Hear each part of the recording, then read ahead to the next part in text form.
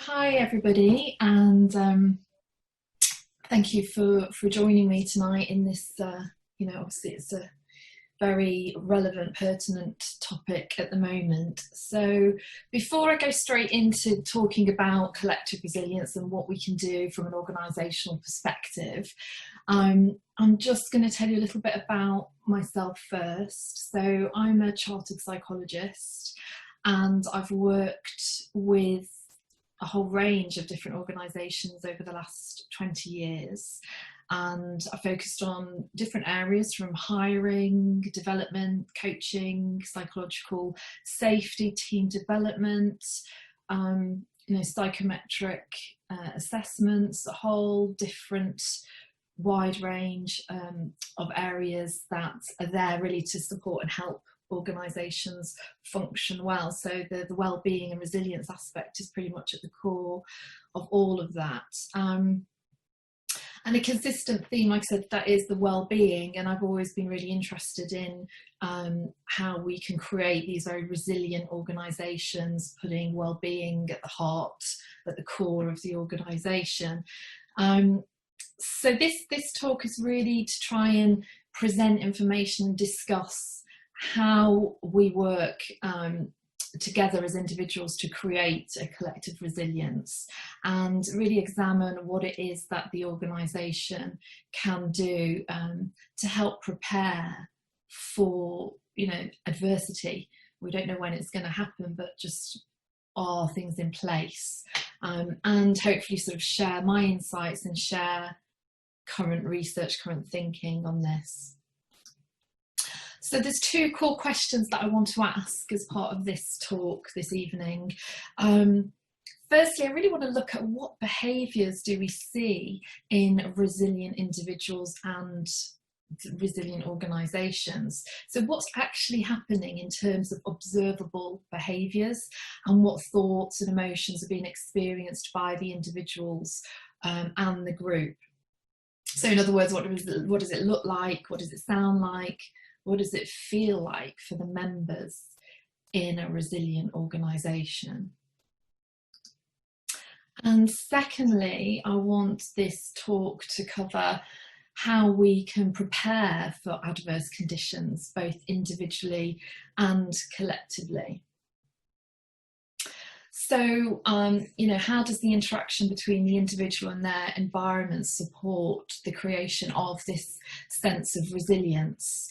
And you could say that an organisation that genuinely and authentically supports psychological safety and works on collaboration and holds people at the core and values the people within the organisation and has an authentic style of leadership, will have actually been engaging in this collective resilience from the outset, maybe without fully realising that all of these things are contributing to creating that very resilient organisation.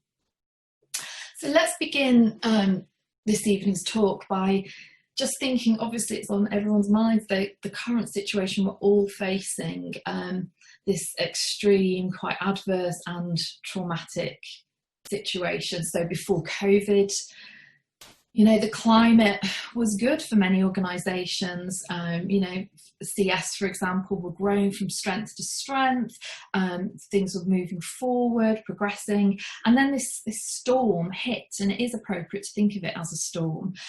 So it was totally unexpected and without warning. You knew that it could happen. We've all read about pandemics, and you know that's at some point things like that might happen, but we didn't think it would happen to us, and we didn't think it would happen so suddenly, and we never knew how it would test our resources to the absolute max until we were in it. And this is adversity. This is what people experience also when they are enduring quite a traumatic experience. It comes suddenly and it comes without warning. And most people are actually not immune to having some sort of storms in their lives, and neither actually are organisations. And everyone's storm will tend to present in a different way, and that's also true for organisations. Erica Seville, a psychologist, provides us with this quote. So each organisation will have its own perfect storm, a combination of events or circumstances that has the potential to bring adversity to any organisation. And so this is it, it's the combination of different factors that will be different for a variety of different organisations. And so how do we get through our perfect storm as an organisation? What will help us endure these more difficult times, and how should we behave? And you know, if you're in a leadership role, what sort of you know, how do you guide and support individuals within the group, within the organisation? So what it's not. So we certainly don't start telling people to keep calm and carry on and that's it. You know, it's not just about an individual looking at what support they can gather and what behaviours they can engage in to help them. It's very, you need to consider the individual and the context the individual is in, so the group. And from an organisational perspective, we need to acknowledge that in spite of great difficulty, we do have the potential to continue and thrive if we are supported in the best possible way. So continuing with the storm analogy, we could think of this experience as we go through a very difficult and adverse situation. The tree can bend slightly in the storm and it can move with the winds and return to its upright position when the storm has passed. And this is really, for me, sort of highlights what I'm talking about when I'm describing resilience. It's knowing that you know, we can return to the position we were in prior to the traumatic event, prior to the adverse situation. And you know, resilience, if we're going to give a definition, is the ability to adapt and change to the circumstances faced and to respond effectively to adverse situations. It's the personal capacity to recover from the events around us. But it's also much more complex than that. But what the definitions of resilience all tend to have in common is that they describe a dynamic process involving a sort of personal negotiation that can fluctuate across life and across time and life stage and context. And it's very much an interaction between ourselves and the context we are in at the time of the adversity. And this is why it's really important for us to consider what's happening from the group perspective as well as the individual. So what's happening to us when we're in the adversity, when we're going through this process of trying to maintain resilience? If I was to ask a group of this size, you know, to think about a very difficult time, maybe quite a long time ago, you know, over 5 years, very far sort of in the past, where actually it was a very difficult, adverse situation. It felt quite traumatic at the time. They were really pushed to the limit, and lots of very difficult emotions might have been experienced. A lot of anxiety, a lot of fear, depression, and you know, for a small group, a small percentage of that group, they might still be struggling to really process that situation from the past. Might take a long time for that to be successful. The majority of the group we can describe as going through similar struggles and having similar emotions, but after a couple of months they do return to that upright position. And we call that group the resilient majority. And in actual fact, you know, we do have the majority is resilient. Then we have a smaller group who will actually develop post-traumatic growth. So they will go through the traumatic event, and they will actually come back stronger. They will grow from that situation. And it's as you can see, this is what I'm describing. So it's this group where you have the resilient majority, you have at the other end who are falling apart, might experience things like PTSD, and then you have the group who are growing stronger. And Martin Seligman, who's a very well-known positive psychologist, he was really interested in this group here at the bottom. What are they doing that enables them to develop the post-traumatic growth? And you know, he was first asked to go into actually the American Army, where there was lots of concern about these behaviours, you know, these symptoms of experiencing trauma, and actually what he found from his extensive research was that this curve was apparent, that actually the majority of people are resilient even in the face of quite extreme trauma, and then he discovered, you know, this smaller subset group who do develop and grow stronger, and then he continued his research on that, which was very much focused on how do I thrive after adversity.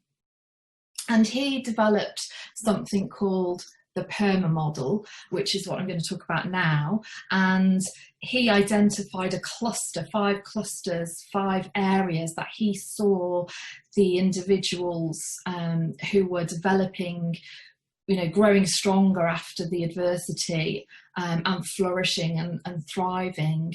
And he summarized it in this model. And I wanted to talk to you all about this, and as I talk through, I want you to start to think about what we can do within the context of a group to help individuals with these different areas. So as I said, it's called the PERMA model, and so the first area was about positive emotion. He found that the individuals that experienced strength and growth after the adversity knew how to find happiness. You know, they knew what made them happy prior to this event. They developed strategies, and they knew what gave them pleasure in their life and comfort, and they could see, you know, they were optimistic, they could see, and they had good self-esteem, they could see a way forward.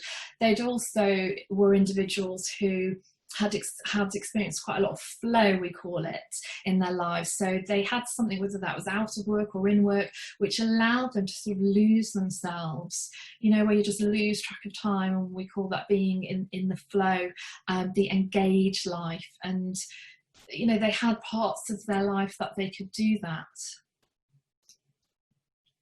They had relationships around them that they developed over a long period of time that were authentic, that were meaningful, that had life-enhancing connections for them. They had the related life.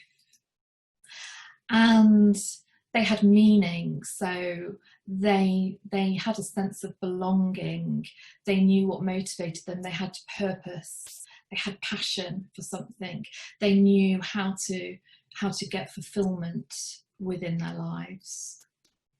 And they'd achieved goals, and they knew how to set goals, and they knew what success was, or they defined what their own personal success was. So they had areas of their life that they worked towards, that areas that would inspire action from them. So that would be described as the accomplished life. And clearly it's really important for organisations and groups to understand that there will be times where the individual cannot achieve all of these things, and this is where the power of the group comes in, and this is where the collective aspect of an organisation, if the structures and systems and policies and procedures have well-being and resilience at the core, will help all of these different areas by bolstering the individuals. So how do we thrive after adversity? So we know that groups seek familiarity to help them recover from adversity, and collaborative and engaged teams will very much look to each other for support. We know that Our identity is informed by the groups that we're at the time, and our group situation can provide a sort of guidebook for how we behave, and therefore our resilience to change can be very much influenced by that group. And when members can be open and have dialogue without any threats to the psychological safety, then the resilience can be strengthened from that. And collective resilience is knowing you can share with others in your immediate team, and we know that there are traits such as trust and openness to others that also help with this process. But above all, there's a belief. There's a connected belief within the group that they will support each other and they will gain support. And you might have heard of self-efficacy, the individual's belief in themselves to achieve and attain things that are important for them. The collective efficacy is when that social group feels they have a positive ability to change their environment effectively, and everything needs to be in place. It's very much like a jigsaw, all the pieces fitting together. Nothing can be looked at in isolation. So how do you know if your organisation has this potential for good resilience in adversity, has a collective efficacy? I've worked with some organisations where we've gone in and we've done a resilience audit, and we've used a very sort of structured approach to actually going in and gathering that data and gathering that information and then building a plan. And that tends to work for very large organisations who have a lot of different teams, a lot of different locations, a lot of different departments. So if the organisation is much smaller, then these are things that maybe can be discussed and talked about. So these are quite practical suggestions and actions that are now, again, just holding that PERMA model in your minds as we talk about it. So how are our jobs and roles designed and managed? Do we know how demanding certain roles are? Do we know whether an individual feels they have the right resources to be able to conduct their role effectively? Do employees experience a sense of flow, or is that achieved elsewhere within that group? Do they have opportunities to be able to do things that give them flow outside? Does the work allow them that freedom? Do they understand what's expected of them? Do they know what success looks like in their role? And how much control do they have in their job? What type of motivators or rewards are associated with a particular job? And we talk a lot, don't we, about culture and structure of organisations, but it's easy for organisations to talk about having a support-based culture, a values-based, people-based culture. It doesn't actually, it doesn't happen until everything is fitted within that. So it's the structure underneath needs to be there as well. So what behaviour is rewarded in the organisation? Is this aligned with the aspirations of the culture? What's the external messaging? Does that match what's happening inside? How are the relationships at work supported? Are there opportunities for people to, express feedback on managers and leaders? If there is a difficulty, is that openly discussed through an appropriate channel or process? Can individuals be given the opportunity to be coached and supported in terms of being able to develop behaviours that help with those relationships? And how does the organisation account for work-life balance? Does the organisation account for the fact of individuals in different life stages at different points, and how does the organisation support individuals who are sort of falling off the rails, really struggling, and is there support for that? And my last question is, what is the perceived leadership style within the organisation? Obviously, this is critical to all of the other areas that I've talked about. And, you know, so I would ask leaders to think about, you know, do you know what the mood is like in the team? Are you able to provide feedback? What support are you providing to people through any organisational changes? You know, engagement. Are people having the chance to do what they enjoy doing? Are they getting to use their strengths and their skills and their abilities? Can they see potential to develop other areas? How are the relationships within the organisation? Do people have the freedom and the trust to be able to openly express in a safe way when things are not going as they would like, or things are not feeling okay, or you know, if things are not aligned? And do the members of the group, so do the members of the organisation feel valued? Can they see a link between what they're doing to the wider aims of the organisation? And do leaders know what's motivating for the group? Because that can be very varied across different organisations. And, you know, are individuals given the opportunity to be, you know, proud of what they're doing? You know, and like I said earlier, do they have that resource to be able to stretch their goals? And within that, obviously, it's important to think about the behaviours that all the leaders within the organisation are exhibiting. And, you know, are we looking at an organisation that has good emotional intelligent behaviours being shown?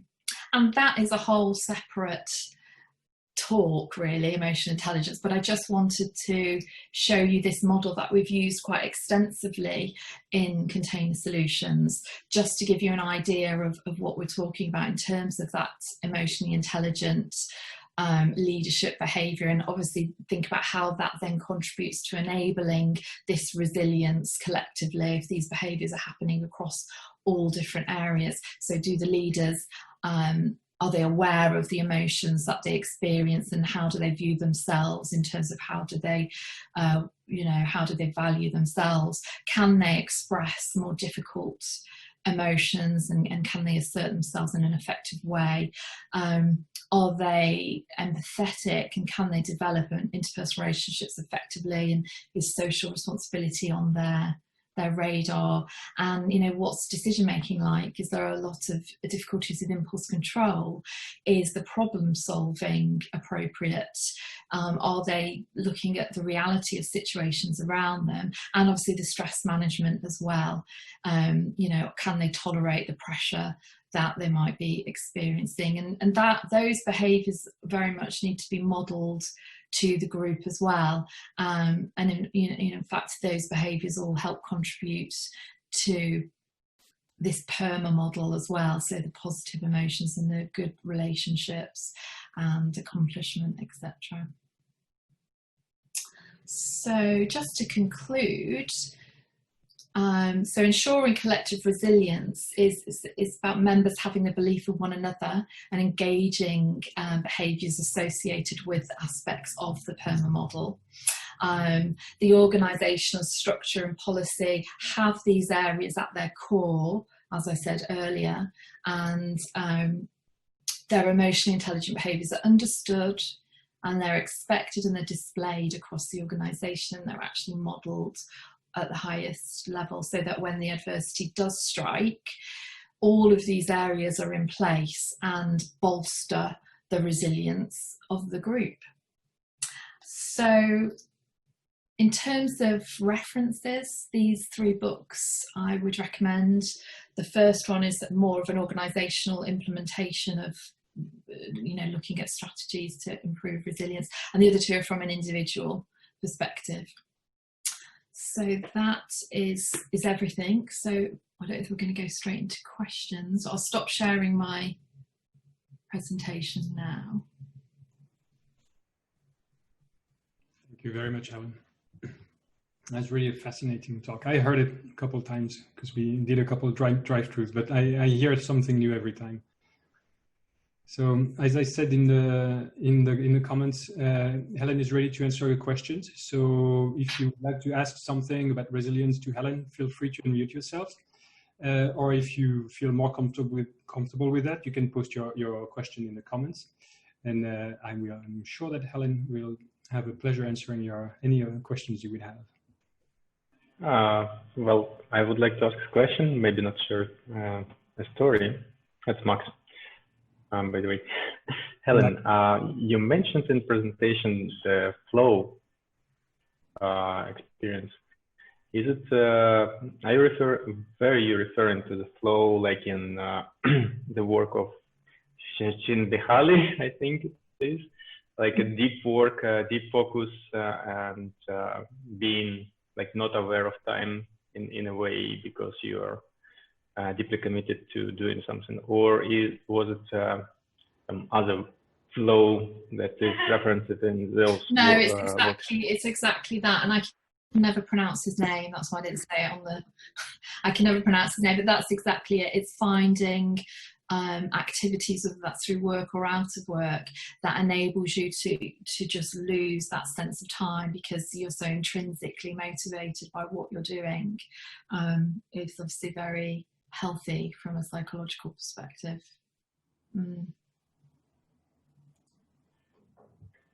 Thank you. And is it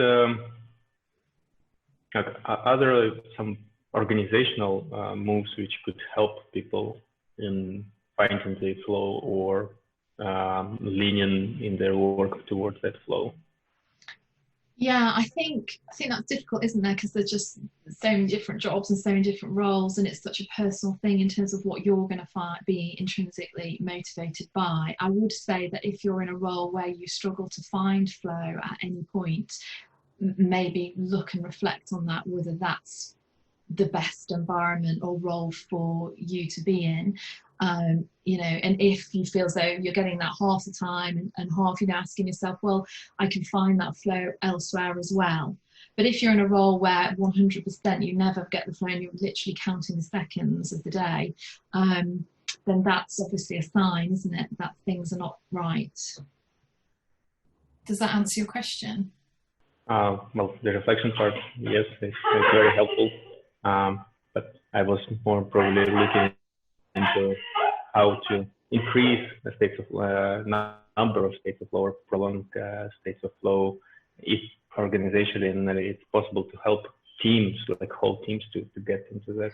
Yeah, I mean, yeah, okay. So in terms of a group, I think that would require some facilitation, looking at how everything is set up and how everything is structured, and are there other factors at play that are causing, if the flow is not occurring, are there other factors at play that might not be as obvious straight away, or that's something, you know, maybe if you don't have that external resource, you could look at that yourself in terms of talking about what aspects are working well, because obviously the not having flow is a symptom of something else most of the time, whether that's not the right fit for you personally in your role, or whether there are other more difficult challenges going on that are taking up the energy. I hope that sort of answers your question. Thank you. Thanks for answering. Yeah, I've typed in a question. Is you identified the number of questions you could ask. That's quite clear. But in your experience, what was the biggest hurdle that you encountered after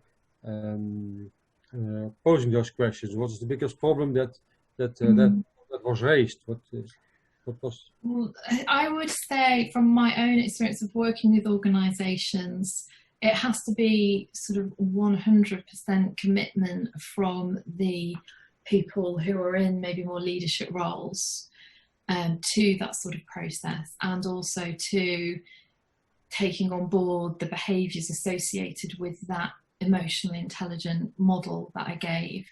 If you have one person who you know, is displaying a lot of toxic type behaviours, whatever that is, and that's impacting on everybody else in that team, that can be very difficult. And also it's again when the difficulties can occur when the culture that's expressed outward does not match what's happening inwards. Yeah. So it's very easy for organisations to put ping pong tables in and have comfy sofas and do all these things. But if it's not matched with really good really good ways of supporting and managing and enabling a psychologically safe, emotionally intelligent organisation, which takes a lot of work over a long period of time, then things are not going to all fit together. Mm-hmm. So it has to go through everything. So it has to go from recruitment to development to onboarding to dealing with difficulties in the workplace. It has to filter through everything, and that ultimately creates this collective. Yeah. It doesn't work if it is just at one place in the organization and every other place. It's the same with, for instance, with Agile. It comes from the IT department, but it works only very well if all the rest of the organization goes with it also. And I would think that is here the same, of course. Mm. And a follow-up question is then, okay, and what was the tactic or measure that you took to achieve that, to overcome this problem? You have said something already, but what in previous organizations?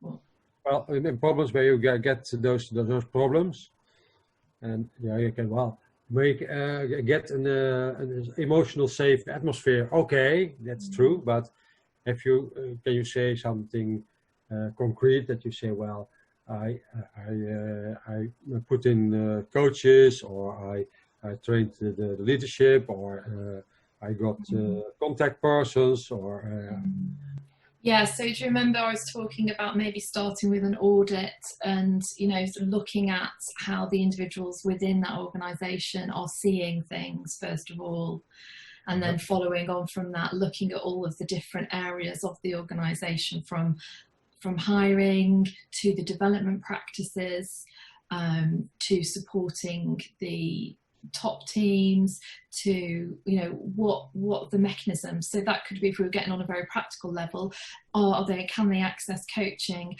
Are they using appropriate measures in selection? Are they identifying people who have the potential to be practicing emotional intelligent behaviours? Do they have and as I mentioned earlier about resources, are the resources there for people to do their role? How are they being introduced to the organisation? What's the onboarding? So it's about, remember I said about jigsaw, it's about sort of pulling all of those pieces apart, looking at them and practicing what we know now from many decades of research works, and then putting it in place. So one thing can't be looked at on its own. There's no point having a brilliant set of coaches if the selection process is weak. Everything links to each other, and over time these processes and these initiatives can develop to form this collective resilience. So. That's logical. But on the other way, is there a starting point in the organization where you say, well, that's the most successful, mostly, for instance, for Agile, it comes mostly from the IT department, that one way or another, and then they try to convince and took over the rest of the company. I could think that maybe this way comes from HR, top management, or whatever. If you start, where start you at first?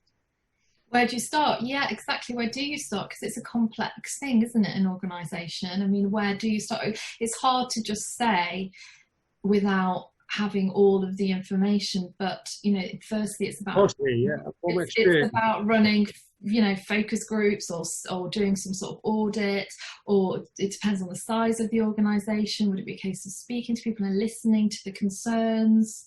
It really depends on doing quite a thorough diagnostic with us. So if you were working with a large organisation, you might firstly ask to speak to a representative sample of individuals in that organisation to get an idea of what the perception is of these different areas, and then following on from there, build on that information. But I would say the key part of any consultancy, which I think is what you're describing, is the diagnostic stage, which is gathering information. So Sure. My preference is to have sort of group, if it's a large organisation, it's running some focus groups or facilitating conversations and hearing concerns, and then holding the ultimate objective in mind for why I've been asked to go in. What is the objective? And then sort of working on that from my frame of reference as best I can, trying to provide solutions. Of course, it can be different for lots of different organizations. It's probably, of course, true. But I get the feeling that you say, well, there's not so much, you gather information and then you have to tackle the whole organization. There's not, in your experience, not say, oh, well, that was the most promising department to start from. It varies from organization to organization. Mm. Okay. Yeah. Okay. Very cool questions. Thank you, both Paulus and Maxime. Thank you very much for your questions. Anybody else has a question? Hello. Is it working now? Yeah, it's working now. Okay, we can hear you. Okay, I used this wrong microphone.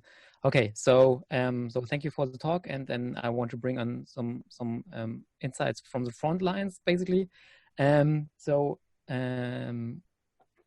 situations that me and my team were working through this storm situations, and working our asses off. We made it through the situation, and then the founder or supervisor or management guy comes around the corner and says, "Hey, that was a very good performance. What can we do that you are able to deliver this performance each and every day?" And as you may see, we're not very amused about this. And what I want to emphasize is that because of this reason, it's very important that the whole company is having a holistic culture of well-being. So yeah. And my question in this context is how one could deal with such a situation. Yeah. So you're saying that the individual was putting unrealistic levels of pressure on you and your team without a sort of understanding of what it is you were going through or attempting to achieve, and all the effort and considerable time you'd put in. That's really difficult. Mm. Yeah. So the thing is, you have a normal operational mode, so you can deliver 100%, and for a short time in a crisis you can deliver 150% or so, but you can't do it over a long time. And when you deliver this extreme performance, some people develop the idea that you are just able to deliver this performance all the time and you're just holding it back. Yeah. So this is one aspect which we have seen in the last months in this crisis. And how to deal with that. I hear you. Yeah, I mean, and that's going to just lead to people burning out very, very quickly. And that's really, really difficult because you've identified something from the perspective, obviously you've gone through it, you're enduring it.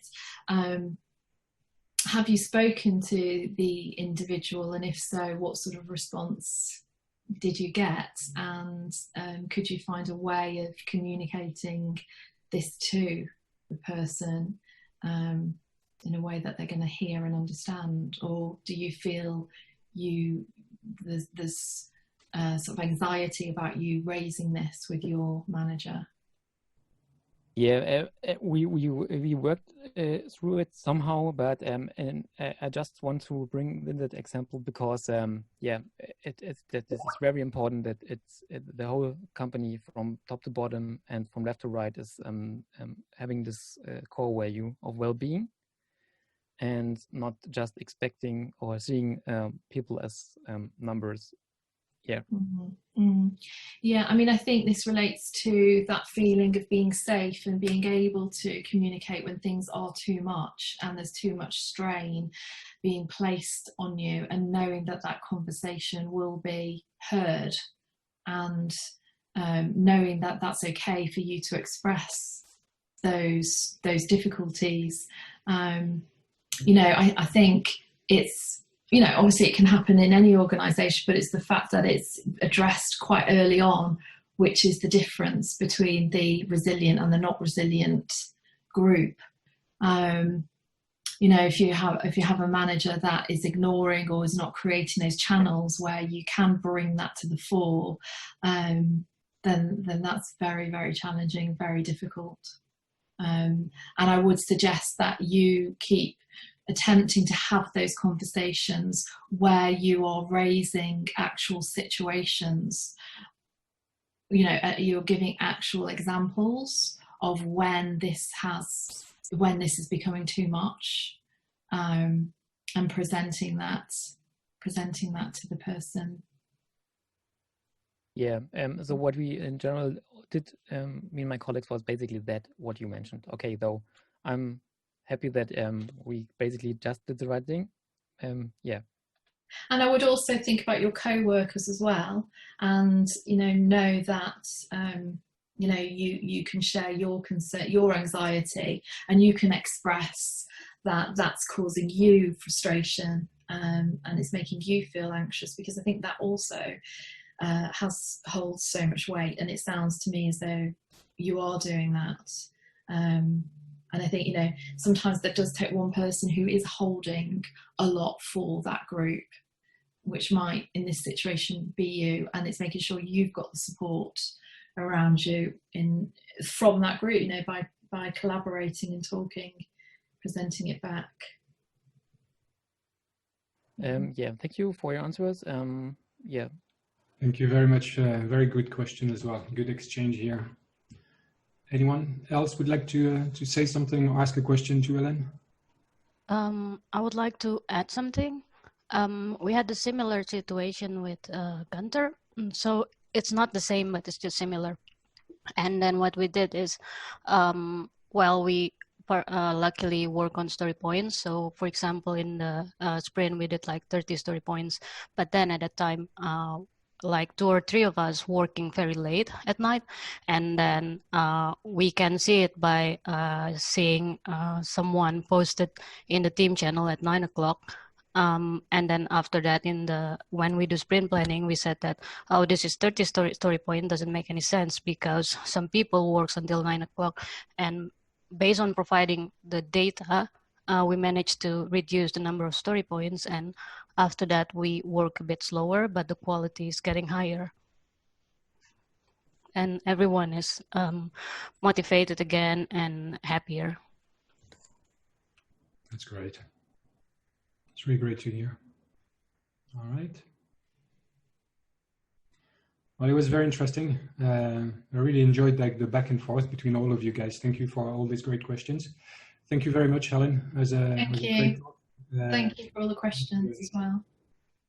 Yeah, thank you, everyone.